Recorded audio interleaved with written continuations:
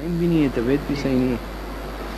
بسم اللہ الرحمن الرحیم نحمده ونصلي ونسلم على رسوله الكريم اما بعد فاعوذ بالله من الشيطان الرجيم بسم الله الرحمن الرحيم قال الله تبارك وتعالى وذكر فإن الذكرى تنفع المؤمنين وقال الله تبارك وتعالى وذروا ظاهر الإثم وباطنه وقال رسول الله صلى الله عليه وسلم التائب من الذنب كمن لا ذنب له صدق الله العظيم وصدق رسوله النبي الكريم. انسان اس دنیا میں عارضی زندگی لے کر آیا ہے اور ہر انسان کی زندگی کی مدت اس دنیا میں مختلف ہے،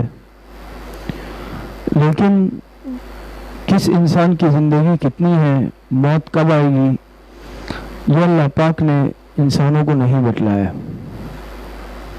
اور موت ایسی اٹل حقیقت ہے کہ اس سے کسی کو انکار نہیں ہے، نہ کوئی آج تک انکار کر سکا. لیکن اس کا وقت یہ پردہ اخفا میں ہے، مغیبات میں سے ہے. یہ مغیبات خمسہ جو آپ کو معلوم ہے، ان اللہ عنده علم الساعة وينزل الغیث ويعلم ما في الارحام وما تدری نفس ماذا تکسب غدا وما تدری نفس بأي ارض تموت. ان 5 چیزوں کا علم صرف اللہ پاک کی ذات کو ہے. اللہ پاک عالم الغیب ہے. اللہ پاک کے علاوہ علم غیب کلی یہ کوئی نہیں رکھتا. تو موت کی تیاری ہر انسان ہر وقت ہر لمحہ اپنی موت کے لیے تیار رہے. حدیث مبارکہ میں آتا ہے، جناب نبی کریم صلی اللہ علیہ وسلم نے ارشاد فرمایا الکیس من دان نفسه وعمل لما بعد الموت والعاجز من اتبع نفسه هواها وتمنى على الله. حقیقی عقل مند کون ہے؟ من دان نفسه، جو اپنے نفس کو پہچان لے، نفس کو قابو میں کر لے، کنٹرول میں کر لے. وعمل لما بعد الموت، اور موت کے بعد آنے والی زندگی کے لیے عمل کرے. والعاجز، اور عاجز، ناسمجھ، نادان، بے وقوف وہ ہے من اتبع نفسه هواها، جو خواہشات نفسانی کی اتباع میں لگ جائے، خواہشات نفسانی کی پیروی میں لگ جائے. وتمنى على الله، اور اللہ پاک سے لمبی لمبی امیدیں باندھے.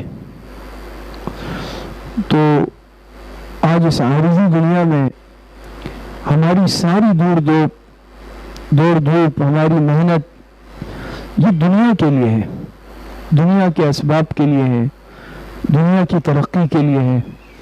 لیکن میں نے اپنی قبر کی کتنی تیاری کی، حشر کی، آخرت کی، میں نے اس کے لیے کیا تیاری کی ہے؟ آج ہم میں سے ہر انسان جائزہ لے لے، اپنا محاسبہ کر لے کہ موت کی تیاری میں نے کیا کی ہے. تو کامیاب انسان وہ ہے جو دنیا میں اپنا تزکیہ کر لے، گناہوں سے اپنے آپ کو محفوظ کر لے.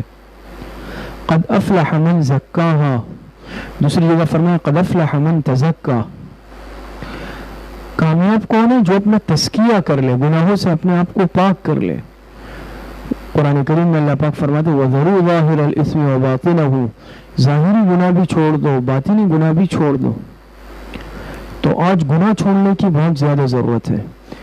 اعمال کی کمی نہیں ہے، اعمال ہو رہے، اعمال تو ہو رہے ہیں، عبادات بھی ہو رہی ہے، پھر عبادات میں نوافل بھی ہو رہے ہیں، ذکر اذکار، تسبیحات، صدقہ، خیرات، انفاق، ان شعبوں پہ عمل ہو رہا ہے، خیراتی کام ہو رہے ہیں اور دوسرے فلاحی کام ہو رہے ہیں.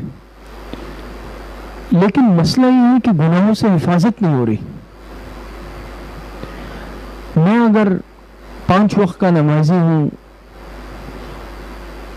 صف اول کا نمازی ہوں، اسی طریقے سے خواتین میں سے 5 وقت کی نمازی ہیں، عبادت بھی ہو رہی ہے، ذکر اذکار تسبیحات بھی ہو رہی ہے، لیکن خدا نخواستہ گناہوں سے حفاظت نہیں ہو رہی.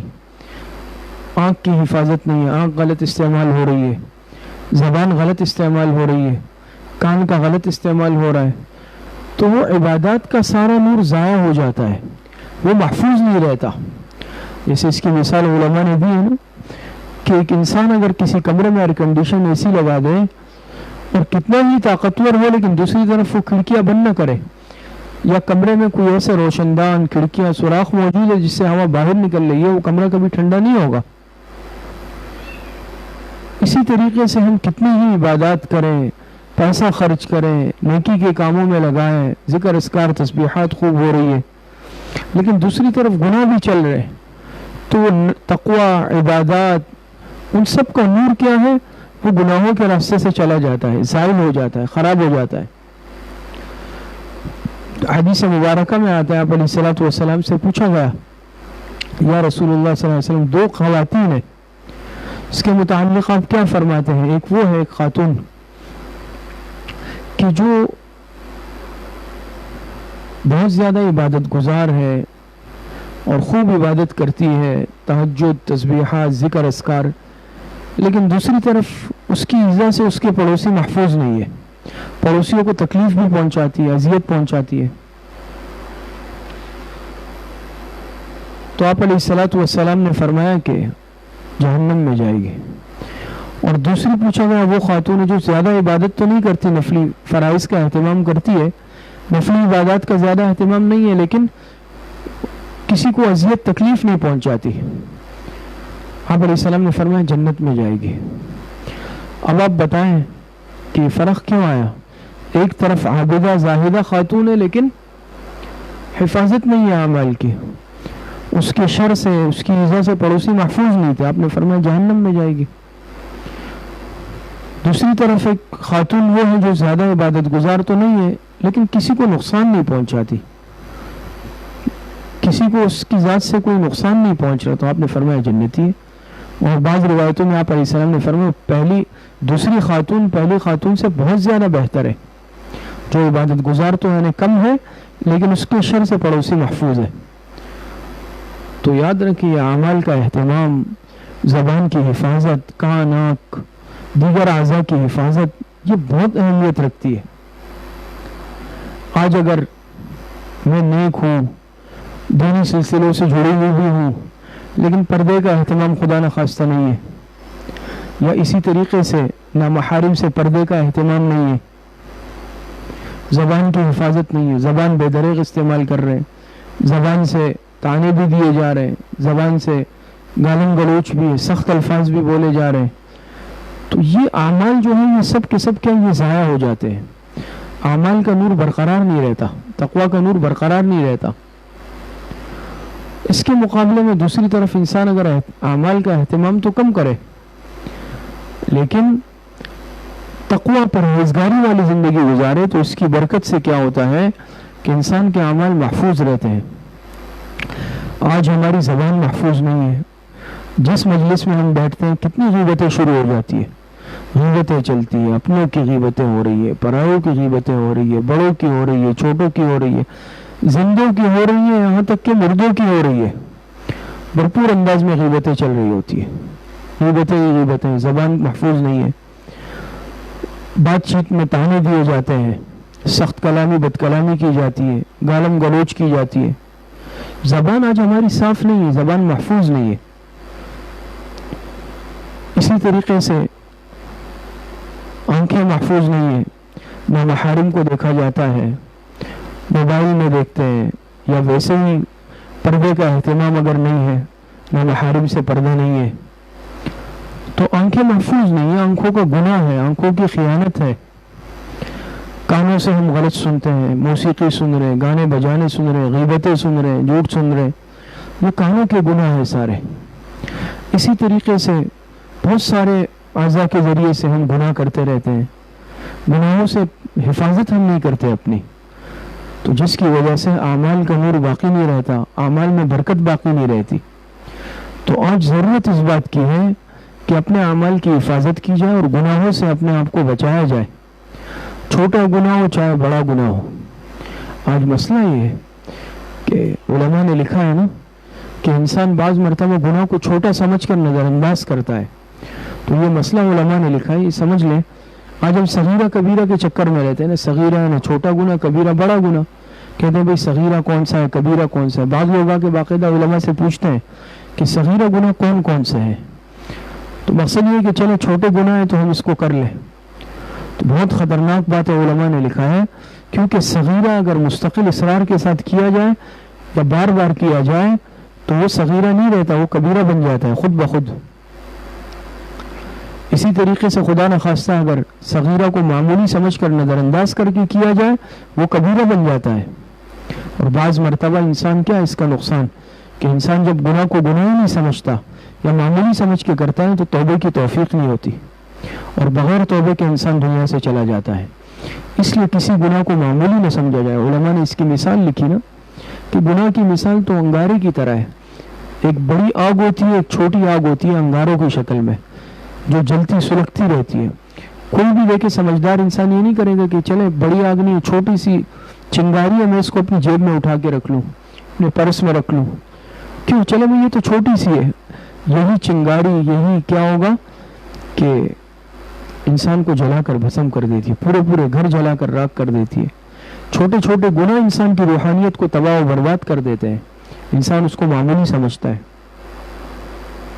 اسی طرح علماء نے مثال لکھی کہ کوئی بھی انسان، سانپ ہوتے ہیں نا، ایک بڑا اژدہا، ایک چھوٹا سانپ ہے. سانپ چاہے کتنا ہی خوبصورت کیوں نہ ہو، بعض سانپ ایسے ہوتے ہیں دیکھنے میں انتہائی خوبصورت اور ان پہ بڑے خوبصورت نقش و نگار بنے ہوئے ہوتے ہیں اور دیکھنے میں ایسے بڑے خوبصورت کہ انسان دل چاہتا ہے کہ اس کو ہاتھ میں لے لوں. لیکن کوئی بھی انسان اس سمجھدار اس کو ہاتھ میں نہیں لیتا، چاہے کتنا ہی خوبصورت، انسان دور بھاگتا ہے. پتہ ہے یہ نقصان دہ ہے، یہ زہریلا ہے، یہ مجھے ڈس لے گا. اسی طرح علماء نے لکھا کہ گناہوں کی بھی یہی مثال ہے. گناہ چاہے ظاہر میں کتنا ہی خوبصورت لگے، کتنا ہی لذت آئے، کتنا ہی گناہ میں انسان کو مزہ آئے، لیکن یاد رکھیں یہ گناہ گناہ ہے. اور گناہ جس شکل میں بھی ہو، علماء نے لکھا، ہمارے بزرگوں نے لکھا کہ یہ پھر انسان کے دل کو بے چین کر دیتا ہے. ظاہر میں تو انسان ایک وقت میں گناہ کرتا ہے، مزہ آتا ہے، لیکن روحانی اور قلبی سکون انسان کا ختم ہو جاتا ہے. یہ انسان کبھی بھی سکون میں نہیں رہتا، اس کا دل ہمیشہ بے سکونی میں رہتا ہے، مطمئن کبھی بھی نہیں رہتا. کیوں؟ گناہ کے اندر خاصیت ہی ہے، بے چینی کی خاصیت ہے. گناہ کی لکھا ہے علماء نے کہ گناہ میں جو ہے یہ آگ کی تاثیر ہے. جس طرح آگ ہے نا، آگ اگر کہ انسان آگ کے قریب بیٹھے یا چنگاری اپنے پاس رکھ لے، یہ انسان بے چین رہے گا. انگاروں پہ انسان نہیں بیٹھ سکتا نا. تو گناہ میں زندگی بسر کرنے والی کی مثال بھی یہ ہے کہ یہ انگاروں کے درمیان رہ رہا ہے. لیکن آج کیا ہے، بعض علماء نے بڑی اچھی بات فرمائی اپنے بیان میں، ایک عالم نے، کہ یہ جو گناہ ہے نا اس کی مثال آگ کی ہے. جیسے ایک کمرے میں انسان دروازے کھڑکیاں بند کر لے اور وہاں گیس چھوڑ دے، یا کمرے کی کھڑکیاں دروازے بہت عرصے تک بند کر دے تو وہاں گیس جمع ہو جاتی ہے، لیکن انسان کو ادراک اور احساس نہیں ہوتا. اچانک غلطی سے انسان تیلی جلا لیتا ہے اور سب کچھ دھماکے سے اڑ جاتا ہے. فرمایا کہ ہم نے گناہ کر کر کر کے کیا کر دیا، یہ گیس جمع کر لیے. کسی بھی لمحے تباہی مچ سکتی ہے، لیکن ہمیں اس کا احساس نہیں کہ ہم گناہوں کے عادی ہو چکے ہیں. گناہوں کے عادی ہو چکے ہیں. حدیث میں مثال آئی ہے نا کہ متقی انسان، نیک انسان، اس سے اگر کوئی گناہ ہو بھی جائے، غلطی سرزد ہو جائے، اس کے لیے ایسا ہوتا ہے جیسے اس کے سر پہ پہاڑ رکھ دیا گیا. اور بدکار انسان جب گناہ کرتا ہے اس کے لیے ایسا ہے جیسے ناک پہ مکھی بیٹھی تھی، اڑا دی. حقیقت ہی ہے. آج ہمارے لیے گناہ کرنا ایسا ہو گیا جیسے ہم ناک سے مکھی اڑاتے ہیں، احساس بھی نہیں ہوتا. اس لیے نہیں ہو رہا نا، ہم گناہ کے ماحول کے عادی ہو چکے ہیں. جب اپنے آپ کو عادی بنا دیا ہمیں احساس نہیں. آپ دیکھیں نا، جو انسان جس ماحول کا عادی بن جائے وہ اس میں اس کا احساس نہیں ہوتا. آپ خوشبو والے کے پاس جائے تو وہ خوشبو کے ایسے عادی ہو چکے ہیں کہ وہ کہتے بھائی آپ خود چیک کریں، کہتے ہمیں اندازہ نہیں ہو پا رہا. ناک جو ہے خوشبو کی عادی ہو چکی ہے. اسی طریقے سے آپ کسی ایسے ماحول میں جائیں کہ جہاں بو ہو، بدبو ہو، تو نیا جانے والا آدمی ایک منٹ نہیں بیٹھ سکتا. لیکن جو وہاں کام کر رہا ہے، زندگی بسر کر رہا ہے، وہ پورا پورا دن وہاں بیٹھتا ہے، اس کو بالکل اثر نہیں ہوتا. کہ بھائی آپ کیسے بیٹھے ہو؟ کہ بھائی ہم عادی ہو گئے، ہمیں پتہ ہی نہیں چل رہا کہ بدبو ہے یا نہیں ہے. باہر سے کوئی آدمی ہے، اس نے کہا میرے لیے تو یہاں رکنا محال ہے. اسی طرح کیا ہے، ہم گناہوں کے ماحول کے عادی ہو چکے ہیں. اب ہمیں فرق نہیں پڑ رہا، اندازہ نہیں ہو رہا، گناہ کی سنگینی کا اندازہ نہیں ہو رہا کہ میں کتنے گناہ کر رہا ہوں دن رات میں. ہم ایسے عادی ہو چکے ہیں، چسکا لگ چکا ہے. تو بس عرض کرنا یہ ہے، بنیادی چیز وہ ہے کہ تقوی پرہیزگاری والی زندگی اختیار کر لے. قرآن کریم میں اللہ پاک ارشاد فرماتے ہیں وَمَن يَتَّقِ اللَّهَ يَجْعَلْ لَهُ مَخْرَجًا. دوسری جگہ فرماتے ہیں وَمَن يَتَّقِ اللَّهَ يَجْعَلْ لَهُ مِنْ أَمْرِهِ يُسْرًا. اسی طرح قرآن میں اللہ پاک ایک جگہ ارشاد فرماتے ہیں وَمَن يَتَّقِ وَيَصْبِرْ فَإِنَّ اللَّهَ لَا يُضِيعُ أَجْرَ الْمُحْسِنِينَ. لیکن اور جگہ جگہ دے کہ تقوی اختیار کرنے کا حکم. یا ایھا الذین آمنوا اتقوا اللہ حق تقاتہ یا ایھا الناس اتقوا ربکم الذی خلقکم یا ایھا الذین آمنوا اتقوا اللہ وقولوا قولا سدیدا. جگہ جگہ تو تقوی اختیار کرنے کا حکم اسی لیے دیا. اور جہاں بھی ایمان کا ذکر ہوا عمل صالح ان الذین آمنوا وعملوا الصالحات الذین آمنوا وعملوا الصالحات. ایمان کے ساتھ عمل صالح کی قید لگائی کہ نفس ایمان نجات کے لیے کافی نہیں ہے جب تک کہ ساتھ میں عمل صالح نہ ہو, جب تک کہ ساتھ میں تقوی والی زندگی نہ ہو, پرہیزگاری والی زندگی نہ ہو. اور دین کے 5 شعبے ہیں, میں ہمیشہ عرض کرتا ہوں کہ عقائد, عبادات, معاملات, معاشرت, اخلاق, 5 شعبوں کا زندگی میں آنا ضروری ہے. 5 شعبوں پر عمل کرنا ضروری ہے. صرف عقائد کا صحیح ہونا نجات کے لیے کافی نہیں ہے. اگر عبادات نہیں ہے, معاملات صحیح نہیں ہے, معاشرت اخلاق نہیں ہے تو اسی طرح اگر عقیدہ صحیح ہے لیکن عمل نہیں ہے, یا اگر اعمال تو بہت ہے خدا نخواستہ عقیدہ فاسد ہے, شرکیہ عقیدہ ہے, بدعات والا عقیدہ ہے, یا کوئی اور عقیدہ ہے خدا نخواستہ جو ایمان کے منافی ہے, تب بھی کافی نہیں ہے, معاملہ صحیح نہیں ہے. اسی طریقے سے اگر میں کہوں کہ میں عبادات تو کر رہا ہوں, نیک آدمی ہوں, لیکن خدا نخواستہ معاملات صحیح نہیں ہے, معاملات گڑبڑ ہے, لین دین کے, لوگوں کے حقوق میرے ذمے ہے, معاشرت میری صحیح نہیں ہے, لوگوں کو تکلیف پہنچاتا ہوں, لوگوں کے لیے پریشانی کا باعث بن رہا ہوں, تب بھی معاملہ صحیح نہیں ہے. اخلاق میں کمی ہے, جھوٹ بولتا ہوں, خیانت کرتا ہوں, وعدہ خلافی کرتا ہوں, دھوکہ دیتا ہوں, 2 نمبری کرتا ہوں, ملاوٹ کرتا ہوں, تب بھی معاملہ صحیح نہیں ہے. تب معاملہ صحیح ہوگا, دین تب کامل ہوگا جب دین کے تمام شعبوں پر میں عمل کروں گا. عقائد بھی ٹھیک ہو, زندگی اعمال اور عبادات والی بھی ہو, معاملات بھی ٹھیک ہو, معاشرت اور اخلاق بھی صحیح ہو. سب ضروری. آج ہم نے اصل میں مصیبت یہ ہے کہ معاملات, معاشرت اور اخلاق کو تو دین سے خارج ہی سمجھ لیا ہے. یہ چیزیں دین سے خارج تھوڑی ہیں, یہ دین کا حصہ ہے. قرآن کریم میں بہت بڑا حصہ معاشرت کے احکام پر مشتمل ہے. ہماری فقہ آپ دیکھ لیں, احادیث مبارکہ دیکھ لیں, بہت بڑا ذخیرہ معاشرت, معاملات اور اخلاق پر مشتمل ہے. بلکہ آپ جتنا دیکھیں یہ حدیث میں, فقہ میں کتاب البیوع ہے. یہ کتاب البیوع کیا ہے؟ یہ سب معاملات ہے نا. کتاب الاحکام ہے, کتاب المعاشرت ہے, یہ سب کیا ہے؟ یہ سب وہ حصہ ہے. بلکہ عقائد عبادات کا حصہ کم ہوتا ہے, معاملات معاشرت اخلاق کا حصہ زیادہ ہے. لیکن اس چیز کو ہم نے دین سے ہی خارج سمجھ لیا. اس کا دین سے کیا حصہ ہے, وہ پڑوس کے کیا حقوق ہیں, اس کا دین سے کیا حصہ ہے. ہر چیز کو ہم دین سے خارج, بھائی مارکیٹ, کاروبار, تجارت کے معاملات کا دین سے کیا حصہ ہے, خدا نخواستہ کیا ہے, دین سے خارج چیزیں ہیں. یہ جو قرآن اور حدیث میں معاشرت کے احکام بتائیں, حلال حرام کے احکام بتائیں, جائز ناجائز کے کیا معاشرت نہیں ہے. آج ہم اس کو دین سے خارج سمجھ رہے ہیں کہ چلے میں اگر نمازیں پڑھ رہا ہوں تو میری نجات کے لیے کافی ہے. ایسا نہیں ہے. میں چاہے صف اول کا نمازی ہوں, ہر سال کا حاجی اور معتمر ہوں, اور بڑے بڑے اداروں میں جو ہے میرے فلاحی رفاہی خدمات ہے, معاونت ہے, مدد ہے, لیکن خدا نخواستہ اگر پیچھے میرے معاملات سودی ہے, میرے لین دین خراب ہے, میرے معاملات خراب ہے, میرے مارکیٹ بازار کے معاملات صحیح نہیں ہیں, میرے لین دین کے معاملات صحیح نہیں ہیں, میری معاشرت صحیح نہیں ہے, پڑوسیوں سے معاملات صحیح نہیں ہے, میرے اخلاق صحیح نہیں ہے, جھوٹ دھوکہ خیانت ہو رہی ہے, تو یاد رکھے صرف نماز, روزے, حج, عمرے مجھے نہیں بچا سکتے. یہ چیزیں مجھے نہیں بچا سکتی. آج ہم اس طرف جا رہے ہیں, حقیقت یہ ہے. تو آج ضروری ہے کہ دین کا ہر شعبہ میں اس پر عمل کرنے والا بن جاؤ.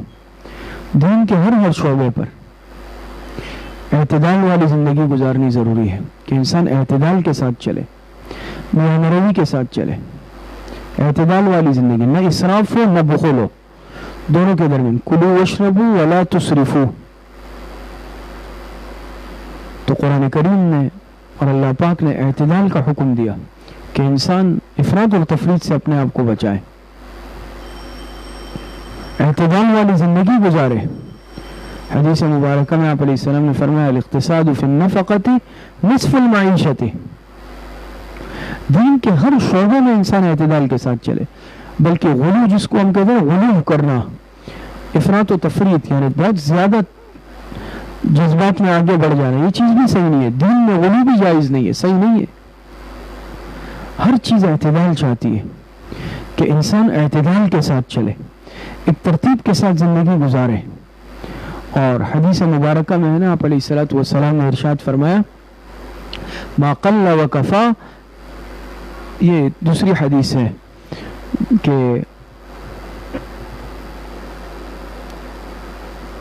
کہ اعمال میں مواظبت اور پابندی کرنا یہ کیا ہے؟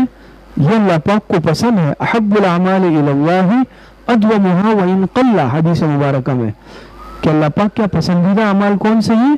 ادومها، جس پر پابندی کی جائے، مواظبت کی جائے، وان قل، اگرچہ وہ تعداد میں کم ہو، اگرچہ وہ تعداد میں کیا ہو، اگرچہ وہ تعداد میں کم ہو، لیکن کیا ہو، اس پر مواظبت ہو، پابندی ہو، پابندی کے ساتھ وہ اعمال کیے جائیں۔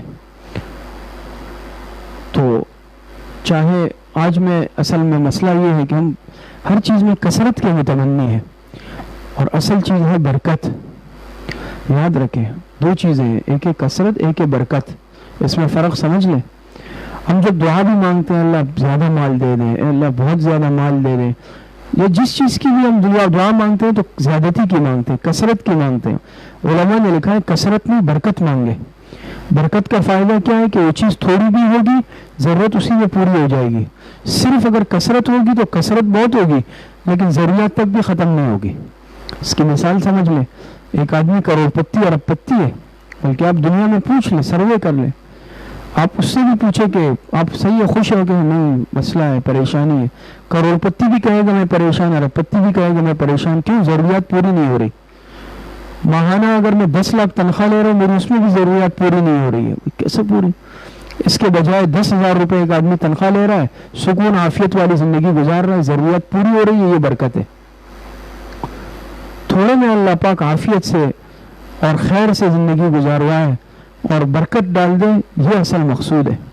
تو برکت کا سوال کریں، برکت مانگے ہر چیز میں، کثرت کا سوال نہ کریں، بغیر برکت والی کثرت کوئی فائدہ مند نہیں ہے۔ تو مقصد عرض کرنے کا آج یہ کہ اعمال والی زندگی گزارنی ہے۔ پھر خاص طور پر چونکہ آپ ہم سب دین سے جڑے ہوئے ہیں، قرآن سے جڑے ہوئے ہیں، اور آپ میں سے اکثر طالبات خواتین کوئی حفظ کی طالبہ ہیں، کوئی ناظرہ کی، کوئی تعلیم دین کی، ابھی تعلیم و تربیت کورس شروع ہو رہا ہے، اور دین سے کسی نہ کسی شعبے سے بہرحال ہم سب جڑے ہوئے ہیں۔ اللہ پاک کے فضل یا عام اہل علاقہ کی خواتین آتی ہے بیان سننے، سب الحمدللہ دینی ماحول سے ہے، دیندارانہ ماحول ہے، اللہ پاک کا بہت فضل ہے۔ لیکن مقصد یہ ہے کہ میں اپنی زندگی میں اگر کوئی کمزوری دیکھوں، اعمال کی کمی دیکھوں، تو اس کی اصلاح کی آج بہت ضرورت ہے، اور دین کے ہر شعبے پر عمل پیرا ہونا ضروری۔ دین کا جو بھی شعبہ ہے، عقائد کے اعتبار سے میرا عقائد بھی صحیح ہو، اعمال بھی صحیح ہو، عبادات بھی صحیح ہو، معاشرت، معاملات اور اخلاق بھی صحیح ہو، اور دین سیکھنے والے بن جائے۔ الحمدللہ آپ کی خوش قسمتی ہے، آپ کے یہاں مختلف کورسز ہیں، 2 سالہ تعلیم دین کورس دوبارہ شروع ہو رہا ہے، الحمدللہ داخلے بھی ہوئے، جس میں سب مضامین پڑھائے اسی لیے جاتے ہیں تاکہ ہمیں بنیادی دین کا علم، دین کا بنیادی علم سیکھنا ہر مسلمان کی ذمہ داری ہے۔ اس ذمہ داری کا آج تذکرہ ہم نہیں کر رہے، اس ذمہ داری کو آج ہم بھول چکے ہیں، لیکن جب علم ہی نہیں ہوگا تو عمل کہاں سے صحیح ہوگا، اور علم ہی نہیں ہوگا تو کس چیز کی ہم دعوت دیں گے؟